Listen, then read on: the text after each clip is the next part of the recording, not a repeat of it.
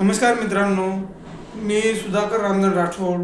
काल प्रदीपजी मिश्रा यांचा कार्यक्रम मी बघितला. मीरा भाईंदरला मी आवर्जून गेलो होतो, कारण मी एक शिवभक्त आहे आणि त्यांचे जिथे बी असे कार्यक्रम असतात शिवमहापुराण त्यावेळेस मी जात असतो. परंतु यावेळेस मला असं अनुभवास आलं की त्यामुळे असं वाटतं की आपण जावं की नाही जावं अशा कार्यक्रमाला, हा एक प्रश्नचिन्ह निर्माण झालेला आहे.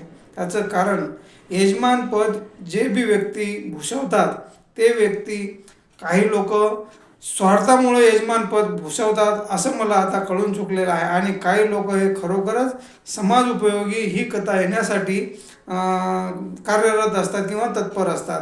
त्याचं काल मला एक असं उदाहरण दिसलं, त्यामुळे मी हा व्हिडिओ बनवत आहे. तर व्हिडिओ बनवण्याचं कारण मी तुम्हाला सांगतो.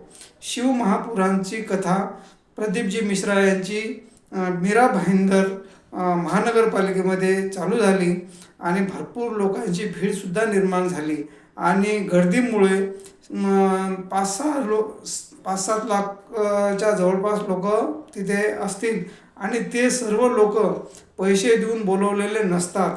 हे एक विशेष आहे प्रदीपजी महाराजांचं.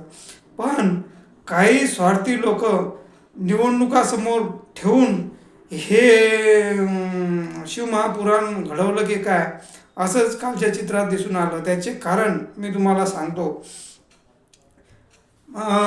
मुंबईमध्ये काही दिवसापूर्वी म्हणजे 2-3 महिन्यापूर्वी एका राजस्थानी व्यक्तीला मनसेच्या कार्यकर्त्यांनी मारलं होतं. त्याचं कारण पण माहीत होतं की बाबा तो मराठी बोलत नव्हता.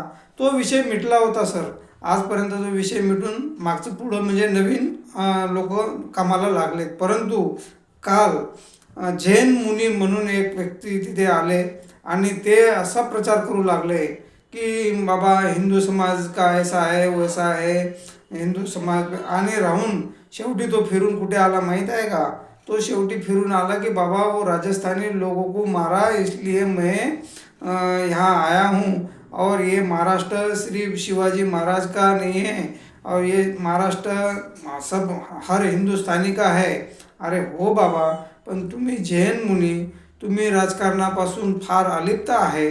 मग तुम्हाला म्हणजे ह्या शिवमहापुराणच्या प्रवचन ऐकायला यायचं असतं तर मी समजू शकेल. परंतु तुम्ही येऊन तिथे सरळ सरळ एक भाषण चालू करतात. ह्या गोष्टीचा मला काल फार दुःख झालं. तेच नाही तर त्यांनी प्रताप सरनाईक सरांनी परत बिहारमधून काही आमदार, काही मंत्रीसुद्धा बोलवले. त्यांनीसुद्धा तिथे भाषण केलं आणि ह्या सगळ्यामुळं तिथील जनता अस्वस्थ झाली. आणि प्रदीपजी मिश्रांचं पण काल चेहरा बघून असं वाटलं की अरे आपण या समाज उपयोगी कार्यासाठी आलेलो आहे की राजकारणी लोकांच्या कामासाठी आलेलो आहे, हा सुद्धा त्यांच्या चेहऱ्यावर काल प्रश्न दिसत होता.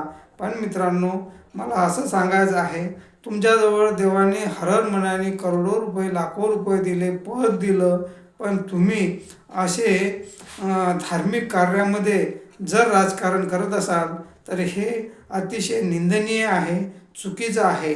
तुम्हाला निवडणूक लढायचं आहे तर तुम्हाला तुमचं प्रचार प्रसार करणं ठीक आहे, आम्ही समजू शकेल, पण तुम्ही वेगळ्या जागेवर करायला हवं होतं असं माझं इथून वैयक्तिक मत आहे. आणि जर मला राजकारणी लोकांना प्रत्येकालाच असं म्हणायचं आहे, मी काही फार मोठा व्यक्ती नाही किंवा तज्ज्ञ नाही, पण मनामध्ये नेहमी एक प्रश्न निर्माण होते की जर तुम्ही चांगले कार्य केलं असेल तर तुम्हाला वाजागाजा करण्याचं कारणच नाही. कारण तुमचं कार्य हे लोकांना दिसते. लोक डोळे मिटून दूध पित नाही. तुम्हाला तुमच्या जर कार्यावर विश्वास असेल तर तुम्ही बिनधास्त निवडून येऊ शकता आणि तसा तुमच्यातनी आत्मविश्वाससुद्धा निर्माण व्हायला पाहिजे. पण कालच्या ह्या ज्या कार्यक्रमामध्ये जे राजकारणी लोक येऊन भाषण करत होते त्यामुळे असं वाटते की तुम्हाला तुमच्या कार्यावर विश्वास नाही. जर विश्वास असता तर तुम्ही असे धार्मिक कार्यामध्ये राजकीय कारण टाकून स्वतःचा उदो करत असाल तर तुम्हाला ज्या लक्ष्मी मातेने दिलेलं धन आहे, संपत्ती आहे, हे चिरकाळ टिकणार नाही. हे तेवढंच सत्य आहे. कारण शिवमहापुराणची कथा ही शिवाची कथा आहे आणि तो भस्मरूपी आहे. त्याला पद पैसा याचा लोभ नाही, त्याला भक्तप्रिय आहे. जर तुम्ही भक्तीने तिथे येऊन बोलले असते किंवा भक्तीने येऊन बोलले असाल तर शिव तुमच्या पाठीशी नक्की राहील. पण तुमचं अंतर्मन जर तुम्हाला खात असेल तर तुम्ही कितीही धार्मिक कार्यामध्ये राजकीय प्रश्न मांडा किंवा राजकीय विचार मांडा, ते तुमचा लोपच होईल. मला असं म्हणायचं नाही किंवा मला तुम्हाला शाप द्यायचा नाही, परंतु तुम्ही आत्मचिंतन करण्याचं फार गरज आहे असं मला वाटते. और प्रदीप जी मिश्रा जी को मेरा ये वीडियो से निवेदन है, आगे चल के कोई भी राजनीतिक भावना से अगर आपका कोई कार्यक्रम ले रहा है तो कृपया करके आपको नम्र विनंती है कि सर आप समाज उपयोगी कार्य में, धार्मिक कार्य में जितना आपको सहयोग मिल रहा है वो सहयोग अगर आपको बरकरार रखना है तो इन लोगों से आप सदा सदा के लिए दूर रहिए। यही मेरा ये वीडियो का बनाने का उद्देश्य है। और शायद मैं आशा करता हूँ मिश्रा जी भी ये बात से गिल्टी फील किए होंगे, लेकिन कोई बात नहीं, देर है दुरुस्त है करके लोग देर है दुरुस्त है, उस टाइप में मैं बोल रहा हूँ। तो मित्रांनो, तुम्ही पण आज धार्मिक कार्यामध्ये जर जात असाल, राजकारणी लोक जर आपले पोळे भाजण्यासाठी धार्मिक कार्य जर घडवून आणत असेल तर यांना आपण नक्कीच विरोध करा. आणि राजकीय नेत्यांना मी सांगू इच्छितो की तुम्ही चांगले कार्य करा, तुम्हाला धार्मिक कार्यामध्ये असं राजकारण करण्याचं कधीच काम पडणार नाही, एवढं तुम्हाला आत्मविश्वासाने सांगतो.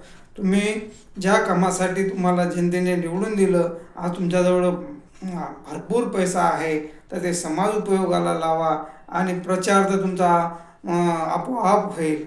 यासाठी जय हिंद, जय भारत. काही चुकलं असेल तर क्षमा.